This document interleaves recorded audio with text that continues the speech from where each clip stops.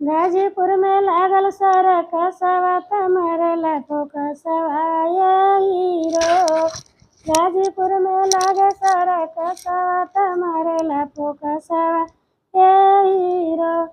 5 रुपया अपने ससुर से मांगब, 5 रुपया अपने ससुर से मांग।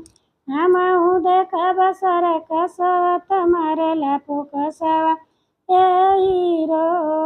हमहू देखब सरकसवा तमारे लाखों कसवा ये हीरो।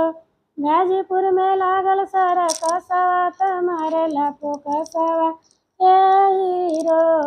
गाजीपुर में लागे सरकसवा तमारे लाखों कसवा ये हीरो। 5 रुपया अपने जेठ जी से मांगबे, 5 रुपया अपने जेठ जी से मांगबे। हमहू देखब सरकसवा तमारे लाखों कसवा ये हीरो। हमहू देखब सरकसवा तमारे लाखों कसवा ये हीरो। गाजीपुर में लागल सरकसवा तमारे लाखों कसवा ये हीरो। 5 रुपया अपने देवरू से मांगबे, 5 रुपया अपने देवरू से मांगबे।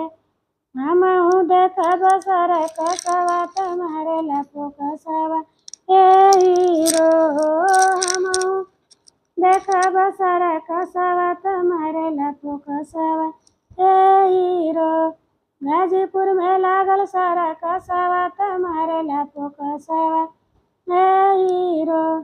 5 रुपया अपने पिया जी से मांगबे, 5 रुपया अपने बलमा जी से मांगबे।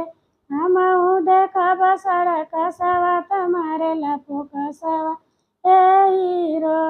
गाजीपुर में लागल सरकसवा तमारे लाखों कसवा ये हीरो।